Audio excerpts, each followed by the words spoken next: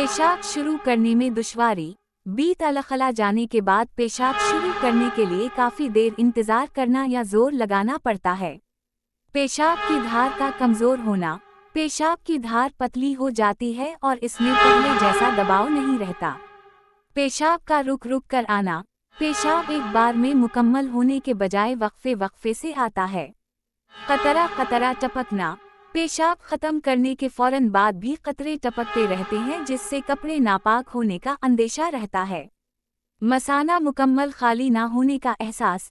पेशाब करने के बाद भी ऐसा महसूस होता है कि मसाना अभी पूरी तरह खाली नहीं हुआ और दोबारा हाजत महसूस होती है। अचानक और शदीद हाजत। अचानक पेशाब का शदीद गलबा होना जिसे रोकना मुश्किल हो जाए। रात को बार बार उठना।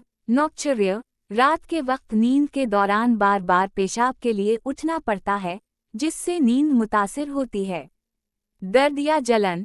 पेशाब करते वक्त बाज़ औक़ात हल्का दर्द या जलन का एहसास होना। अहम नोट: अगर अलामात शिद्दत इख्तियार कर जाएं, जैसे कि पेशाब बिल्कुल बंद हो जाए या पेशाब में खून आने लगे, तो फौरी तौर पर किसी मुस्तनद मुआलिज या माहिर अमराज़ बोल यूरोलॉजिस्ट से रुजू करना ज़रूरी है।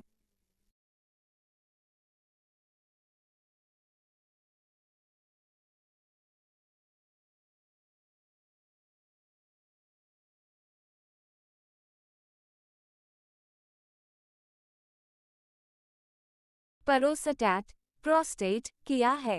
प्रोस्टेट मर्दों के जिस्म में पाया जाने वाला एक छोटा गुदूद है, जिसकी शक्ल और साइज एक अखरूट जितना होता है।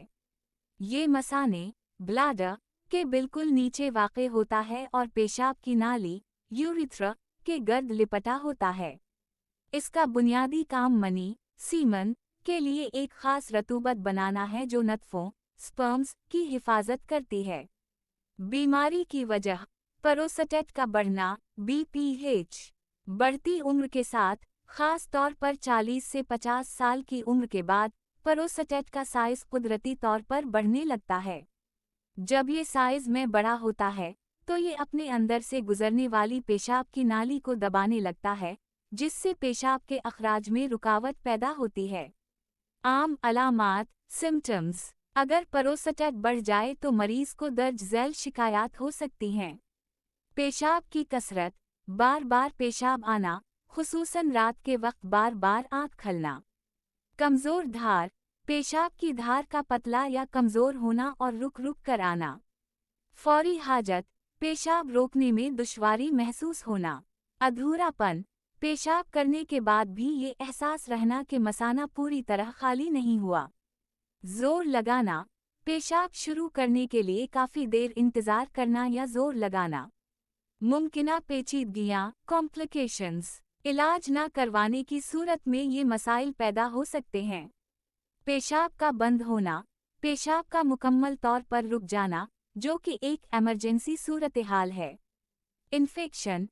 पेशाब की नाली में बार बार इन्फेक्शन उथी होना। पथरी।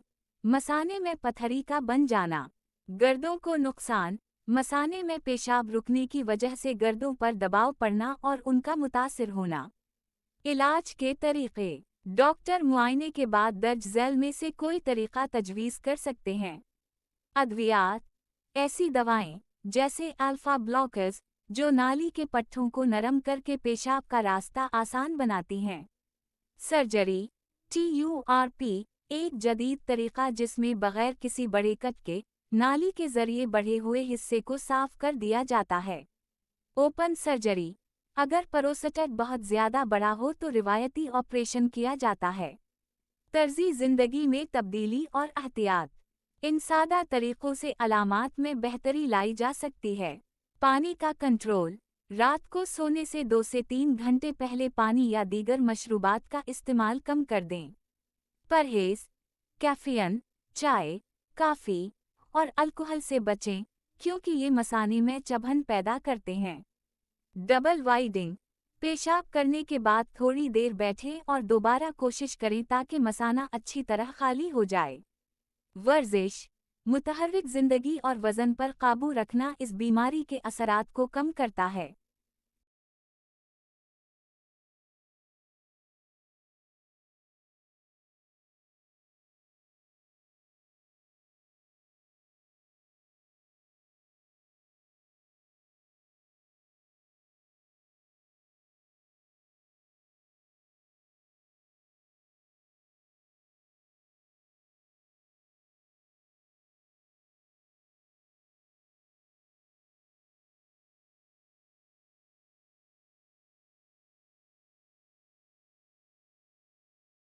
गलमंदीन अज़म खुदा कदामिया प्रोस्टेटिक एनलार्जमेंट का एक मुअस्सिर निबाती इलाज है। गलमंदी सरफूका और तुलसी से तैयार करदा गलमंदीन अज़म खुदा कदामिया दूर करके पेशाब की रुकावट और बार बार पेशाब आने की तकलीफ से निजात दिलाती है। तरकीब इस्तेमाल 6 ग्राम गलमंदीन एक प्याली पानी में जोश देकर छान कर पी लीजिए, या 12 ग्राम गलमंदीन को 2 प्याली पानी में जोश देकर छान कर रख लीजिए सुबह और शब। 10 दिन इस्तेमाल कीजिए या तबीब के मशवरे से इस्तेमाल की जाए।